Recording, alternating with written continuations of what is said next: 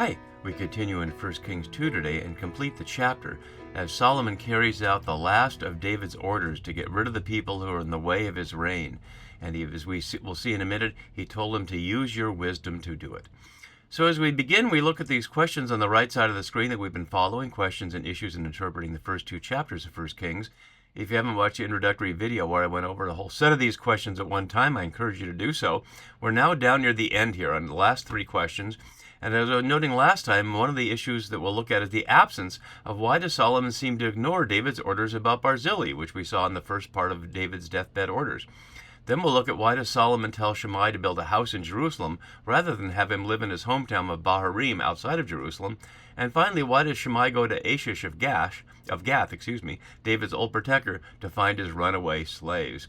And it's really a dark story, and as I was noting last video, when Solomon has Abiathar banished and when he has Joab killed, he's acting as if he's Yahweh. And yet it's in the next chapter that he'll dream that Yahweh gave him the power and the knowledge over good and evil. So even in his dream, he'll recognize he doesn't have it yet, and he's acting as if he does. And when we looked at the key words and shape, we noted this repeated phrase, which we'll see two more times, once out of the mouth of Solomon and once out of the mouth of the narrator, the kingdom was established. Repeated a whole series of times, as you can see here, to emphasize that as if it needed to be emphasized. And we can know that when something is obviously true, you don't need to keep saying it.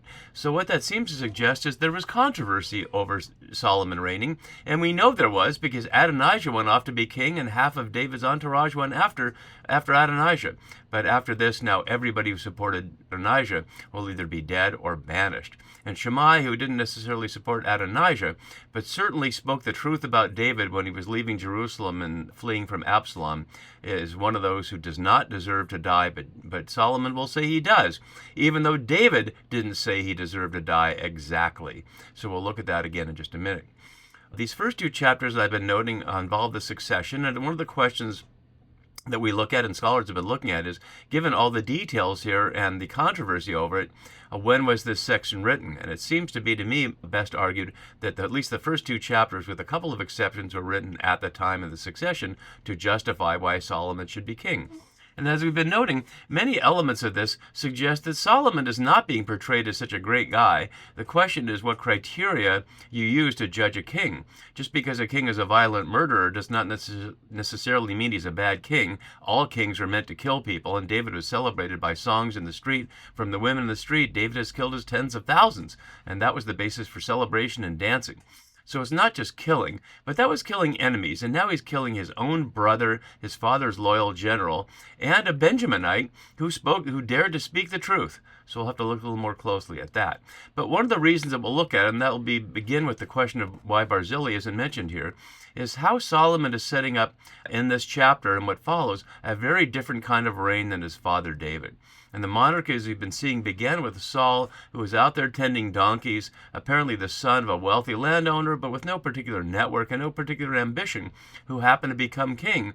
And then David, also the son of nobody in particular, the final son, who begins by banding together with a group of rejects and misfits, and finally forms himself into a monarchy. But Solomon will engage in a very professional, international, traditional monarchy, and the old people from his father David's reign are no longer important to him. Rather than just having them retire, he makes sure they're dead. And we'll see more of that transition in the later chapters when he turns to Hiram of Tyre and the Egyptians to finance his building project, and when we see the incredible temple dedication ceremony. But the author will not end on a positive note, at least one of the authors, with a great judgment on Solomon and why the kingdom was split up after he died. I'll note one last time here, in the face of so many modern readers who assume that Solomon's in the Bible, he's a son of David, he must be a good guy, that Jesus has nothing good to say about Solomon. He says that a flower shows us God's glory more than Solomon, even in all his glory. So here's our keywords and shape, and let's go back and see what David's instructions were in this little chiasm we saw earlier, where he told him to get rid of Joab, and according to your wisdom, do not let his gray head go down to Sheol in peace, then to deal loyally with Chesed, with the sons of Barzillai the Gileadite. This is assuming that the elderly Barzillai, who was 80 at the time of the Absalom rebellion, and this is certainly sometime later, has long died. So he certainly wants them to be treated like they're part of the family there. But here's what he says about Shimei. And let's look at it carefully, because what Solomon will say will be similar but also very different.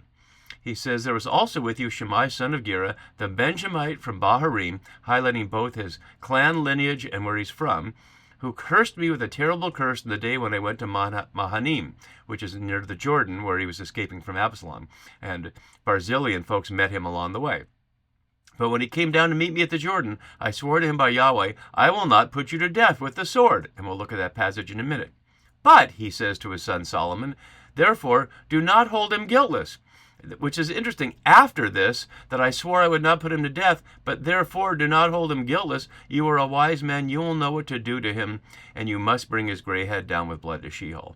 Notice what David doesn't say. He doesn't say that Shimei was against Yahweh, that anything Shimei was doing wasn't true, or that for some reason David has changed his mind about putting him to death. But Solomon will put him to death, and it will be cold killing, just like the ones that we saw before, established by his executioner, Benaiah, son of YHWH. So why no Barzillai? And it's easy for scholars and readers to skip what's not being talked about. But since David did say to treat him with Hesed, let's consider why it wasn't mentioned. If we go back to Barzillai, we noted earlier the lineage with Bathsheba connected with Adriel and Saul with Merab here. I'm sorry, not with Bathsheba, with Saul and Merab, with Saul's side of the family here. But that's not what's so important right here. It's not so much the framing here with Saul's daughter Merab given to Adriel and the issue of Rizpah that affected David so strongly in 2 Samuel 21. It's more these scenes here when Barzillai came with these other landed elite, notice in these other places in the Transjordan, who were part of David's allies, bringing all these supplies to them when they were running away from Absalom. Then afterward, after it was settled, he came down to escort David back up, and they had this conversation where David told him to come back up, but Barzillai said, I'm an old man, there's no point in wasting your food on me. Let my servant return so I can die in my own town. And he offers his servant to go with him, and that's who he does. We don't hear about this Chinam anymore. And so the king kissed Barzillai and blessed him, and he returned to his own home. So why is it not mentioned here? Why this big gap? And as a number of scholars have noted, Barzillai, as part of the landed elite, was part of whom David needed to justify his kingdom. And we know that the landed elite were central to the Roman Empire, that emperors couldn't survive if they didn't have the power of the landed elite with all their servants and all their taxes and all their produce that the king was reliant upon to make sure that everybody was fed. So similarly, one can infer here, even though it's not named, but Solomon will not need that. Solomon will not base it on relationships between Jerusalem and the landed gentry. He'll base it on international professional arrangements, just as he's beginning here, not with an army of people who are supportive of him, but paid mercenaries supervised by Benaiah. Notice he was never given a title, but simply son of YHWH. Even though he's over the army, there's no actual title given to him there. So then let's begin looking at our scene here in verse 36. And I noted previously, and you can see it on the right side, that there's no summons of Joab. The news just came to Joab, and there was no summons of Abiathar. After the ending of of Adonijah up here, the king simply says to the priest Abiathar like he was sitting around, and similarly the news comes to Joab. But the king sent and called for Shimei, finishing up his father's commissions to him here. And as my note has, Solomon modifies the death sentence imposed by David at 2:8, but we'll see what happens before it's done. So the king sent and summoned Shimei. We are not sure exactly from where, and as my note has below what I just showed you. Build yourself a house in Jerusalem. And that's a very interesting and ambiguous command. The building a house, certainly ever since 2 Samuel 7, when David was concerned that Yahweh didn't have a house, and Nathan in Yahweh's name said, who are you to build Yahweh a house? Yahweh will build you a house, which is to say a dynasty, but your son will build a house for Yahweh, which is to say the temple. So a house in Jerusalem can mean the temple, which is what Solomon will build in the next chapters, or it could be a dynasty. But plainly Shimei isn't being told by the king, the son of David, to do either of those things. He's simply told to stay there where I can keep an eye on you and don't leave. The note on Jerusalem here has from Sweeney, Shimei lived in Baharim, which you can see in this map up here, which is located on the northeastern slope of the Mount of Olives.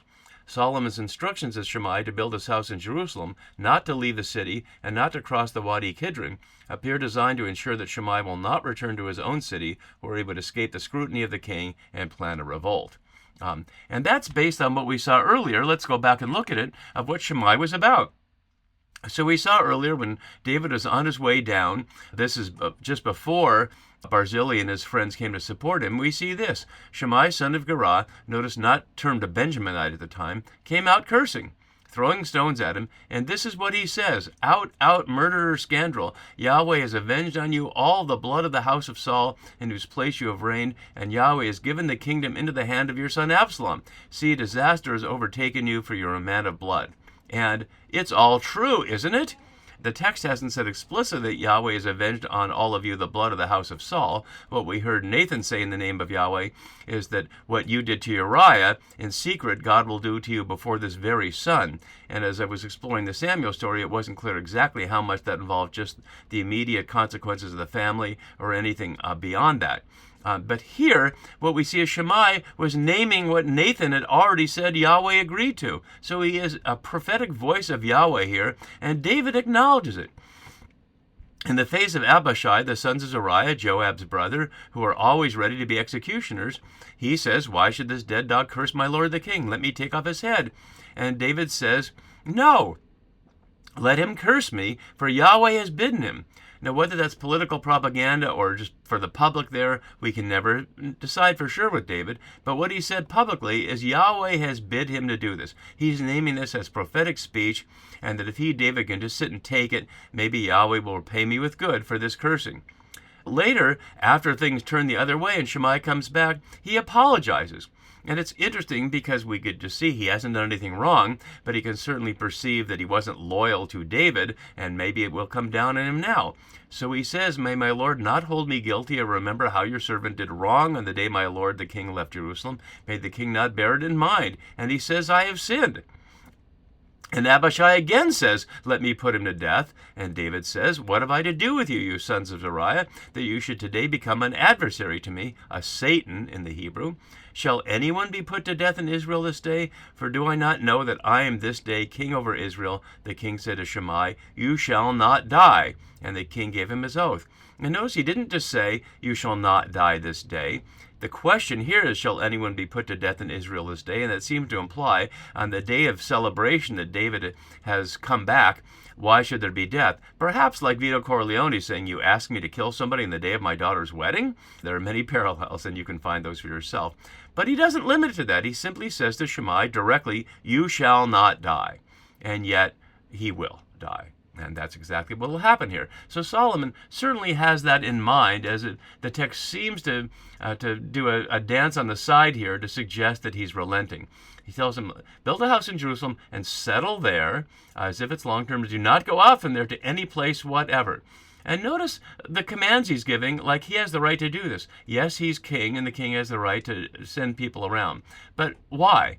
He doesn't give any reason why at the moment, but he will after, as he did with Joab and with Abiathar. So notice the parallel where this is quoted in John 18, "When you cross the Kidron Valley, you will die." And Jesus crossing that after the Last Supper. And you can see the Kidron Valley right there. "Know for certain," or in the doubling in the Hebrew, "you shall die, yes, die. Your blood shall be on your own head." For trespassing? Plainly what he's doing is he's putting Shimei under house arrest in his own house and saying, if you walk out without your ankle monitor, I'm going to have you executed. Not have your parole revoked, but have you executed. And Shimei calls it fair. And there's a curious play on words between the Hebrew and the English here. The Hebrew, tov hadavar, the word is good, and word comes out sentence with the unintended double meaning of sentences, the grammatical part and the judicial command.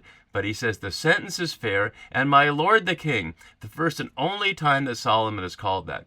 We noted in the previous chapter, the first chapter, how my lord the king was used 24 times. Only once here, though, and not again for the next 18 chapters. But plainly, this is suggesting that Solomon has taken David's place as my lord the king. And so speaking of himself deferredly in the third person, so will your servant do.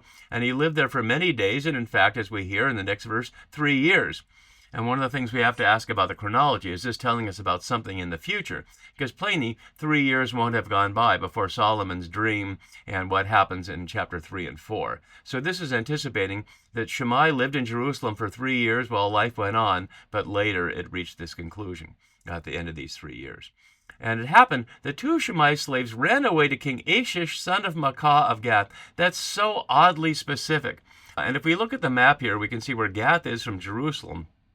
We know nothing about Shimei's slaves or what they would have to do with Achish, son of Maacah of Gath, but we certainly know what David had to do with it. Let's go back and look at the 2 examples of that from 1 Samuel 21 and 1 Samuel 27.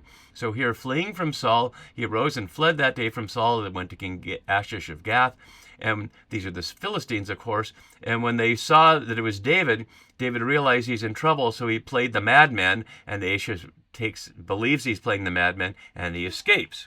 But he comes back later in chapter 27, as we see, one more time with the 600 men who were with him, the core of his people, to King Achish. And there he ends up working for him for a while, carrying his 2 women with him, including Ahinoam, was almost certainly Saul's ex-wife, and Abigail, the ex-wife of Nabal, as well. And Achish gives him Ziklag, and it becomes his important city. So David has an important relationship with King Achish of Gath, who eventually they send him back when they realize that in the event of war against Saul, that he may well turn to side with Saul. Why would Shimei, a Benjaminite, which is who Saul's people are, go and be with the people who protected David from Saul? Well, perhaps what the issue is that they're against the Jerusalem monarchy. And David at the time was not part of the Jerusalem monarchy. Saul wasn't in the Jerusalem monarchy, but he was in the monarchy of Israel. And now with Solomon in the monarchy, the Philistines see that as the enemy. And so perhaps what the text is saying, these slaves are running away, is Shimei sending a message that I'm coming behind them and will act like it's my slaves escaping. But that's not said in the text. But somebody tells Shimei, your slaves are in Gath. So the message goes across the distance and back, just as the message will come to Solomon about Shimei as well. So Shimei arose and saddled his donkey, much like Abraham does in Genesis 22, and recalling the beginning of the monarchy story when Saul didn't saddle a donkey but went in search of lost donkeys, and went to Achish and Gath, in case we're not sure. Sweeney notes below, Shimei's journey to visit Achish under the pretext of recovering lost slaves could well be interpreted as an attempt to join forces in an attempt to overpower their overlord. It seems unlikely also that he would return to Jerusalem if he was indeed guilty of conspiring with Achish to overthrow Solomon. So which way is it? If he's going there in the pretext of planning a rebellion, then he certainly wouldn't be likely to return. And yet he does return. So it's ambiguous altogether, and the text never says he was, and Solomon doesn't accuse him of that either. So perhaps that's just in the mind of the commentators in the modern world, but the fact that Achish in the connection with David isn't left there for no reason, that's certainly something we can infer.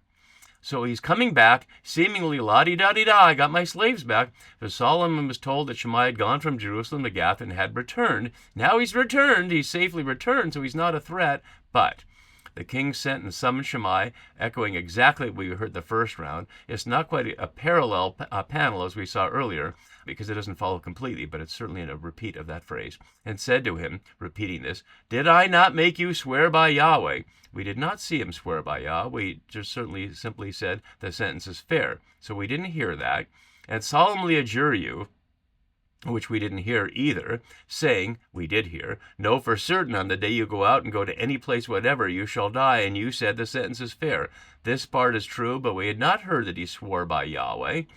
Then he doesn't allow him to answer. Let's scroll down so we can see the end of it here. Why then have you not kept your oath to Yahweh and the commandment with which I charge you? And there's a lot going on there, and we can't get into tremendous depth of it, but notice what he's raised this up to. This is no longer about doing evil to David, although that will come up in verse 44. This is about, you violated my rule, and I'm calling it violation of Yahweh. It's like protesters who are charged by police with violating an order, rather than engaging in what the act was they were doing. They simply didn't follow the rule. And that's what the issue is here. The rule was you can't leave the house, and you allegedly made an oath which we didn't hear to Yahweh, and now you've broken it, so now you're going to die? Yes, that's what's going to happen. And notice that Shimei still gets no chance to respond to this series of questions here. The king also said to Shimei, suggesting this is afterward in some way. The also, as many scholars have noted, when the narrator interrupts, is suggesting this isn't continuous, but a subsequent speech. But we don't know how much subsequent, since Shimei doesn't intervene to defend himself or have any word to say. You know in your own heart. How does Solomon know what's in Shimei's heart? All the evil that you did. Well, yes, Shimei did acknowledge that he was sinful, but was that for the sake of just simply not dying? Did he really believe in his heart that calling out David for being a murderer and a man of blood, which he plainly was evil? Certainly he thought that what he was doing was speaking on behalf of all the people who had been oppressed by David. But here it is in the mouth of Solomon, and the word out of the king is a word out of the president, the word out of the leader is often what people hear. So now attributing it to Yahweh, once again usurping Yahweh, so Yahweh will bring back your evil on your own head. And notice throughout this, Yahweh isn't doing anything at all. Yahweh's not in this story. Benaiah is doing it via the word of Solomon, but they're calling upon Yahweh to make this all look like this is all Yahweh's will. Is the Yahweh who Jesus serves a Yahweh who calls for the execution of your enemies? Obviously not. That's why this is the religion of empire. And as such, we can see it's simply royal propaganda. And Solomon knows it himself because, as I was noting, after these verses, he'll have a dream that Yahweh gave him a power that he obviously knows he doesn't yet have. But he continues with this ending, and I want to note how that's parallel to what we saw with the end of Joab here. And you can see it with the parallel colored portion. He said in the Joab thing, Yahweh will bring back his bloody deeds on his own head. So shall their blood come back on the head of Joab and on his descendants. And we see here, so Yahweh will bring back your evil on your own head. But he doesn't hesitate to say, as he did to Joab, to David and his descendants, and to his house, and to his throne, there shall be peace from Yahweh forevermore. And again now, but King Solomon shall be blessed, speaking of himself in the third person, and the throne of David should be established before Yahweh forever. Highlighting that forever, and good old Benaiah comes in again and strikes him down again. And finally, the narrator establishes it for the final time here, so the kingdom was established in the hand of Solomon. As my note has now, the executions have been carried out.